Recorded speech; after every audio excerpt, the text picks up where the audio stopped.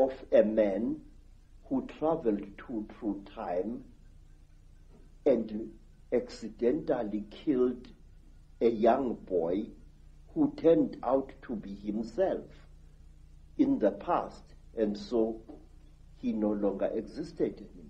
There's an indication on the necklace, I know, around the back that the Earth is round. One of the symbols is indicating that, or a sphere. Yes. But I wonder what you think, CREDO, of what is taught to children and students all over the world, in the universities and the fancy academic centers, that actually we are now at the cutting edge of human evolution in terms of technological knowledge and knowledge of the world and the universe, and in fact back in the ancient world, in Africa and North Africa and all over South America, they were just a primitive people.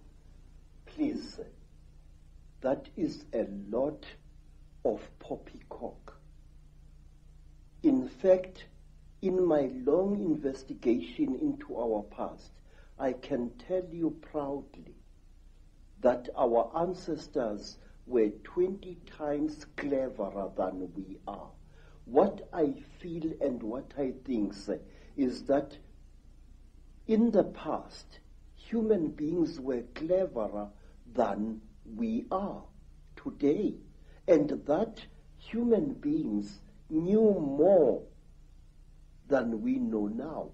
We are not progressing, Mr. Ike. We are simply rediscovering things that were known by better men and better women than we are thousands of years ago. I wish to offer you proof of this, some of it at least. Say, there are things that I have found in my travel through the world, things that prove to me that our ancestors were highly advanced in chemistry. Our ancestors had become so clever that they could take science and reduce it to such a simple level that they were able to help hundreds of starving human beings after some traumatic happening in the past.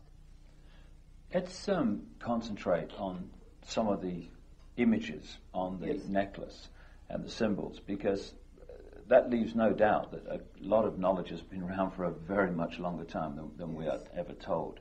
First of all, on the hand, I'm seeing the eye. Now, the all-seeing eye and the symbol of the eye is one the Illuminati use all the time.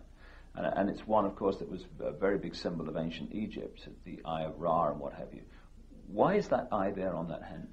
That represents the terrible eye of the Chitauli, the eye which sees everything, the eye which knows everything. It is said that when a Chitauli dies, he passes his third eye onto his next of kin. And to the Chitauli, an eye is a very, very powerful symbol. This is the eye of the Chitauli. But there is more to these things. Here there is a hole that goes right through the copper. Now, if you put water in that hole, you end up with a simple magnifying microscope, and you can see gems through that water. The magnification is amazing. The great symbol is pointed out again and again on the dollar bill, which is on the reverse of the Great Seal of the United States, put on there by the Illuminati, a president called Franklin Delano Roosevelt, is the all-seeing eye. And so is it your understanding that the all-seeing eye, when it's used by the Illuminati, represents this third eye of the Chetahuli? Yes, I do. I really am sure of this. Why? Because in Africa, even ordinary human eyes are regarded as very powerful devices of magic. If an African shows you respect, he mustn't stare at you, but he must stare at a point beyond one of your shoulders. Now, we call this hlonipa, which means deny me your eyes. We believe that when emotionally roused, an ordinary human being can inflict great damage on another human being by the unseen fires that emanate from one's eyes. We believe that a Zulu warrior must never allow his dying enemy to look at him.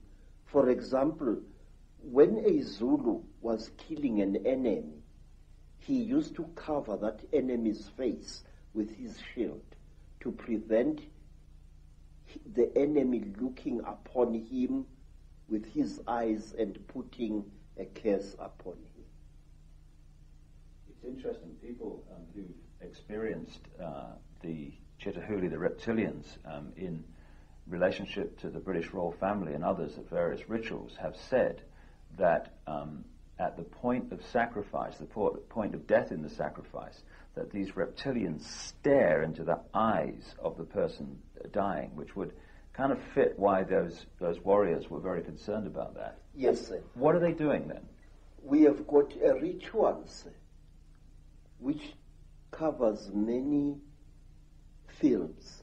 A ritual which is called ukuthatha umoya, taking away the soul, where when a king is dying and he is fighting to pass on his knowledge and his courage to his successor, he would demand that the successor should stare heavily into the dying king's eyes. And also, when a creature is being sacrificed in Africa, whether it's a human being or an animal, that creature must be stared at by the sacrificer so that its spiritual characteristics are drunk in by the one sacrificing it. Okay. I have seen many times on hunting expeditions in Kenya, Tanzania, and other parts of Africa, when a lion is just about to breathe its last, the hunter, one of the hunters, will stare into the lion's eyes until the lion's eyes start glazing in death. It is drinking in the soul. We believe, sir, that the eyes are not just for seeing, that they are for taking as well. Now, on the hand here is what looks like the symbol of the constellation of Orion. What's the significance of that? Say, people throughout Africa believe that the original human beings either came from Orion or the gods for whom read the Chitauli and many other alien nasties actually come from that constellation. We call it the constellation of Umhambi, the one who travels very, very far away. And we call this constellation also the constellation of Matsieng, the giant who was sent by God to this earth to create the first human beings. Matsieng was accompanied by a male lion with a very black mane, and he was also accompanied by his dog. And he traveled throughout the world. He first created the first race of human beings, and they were so stupid in appearance that he buried them alive in a cave, and then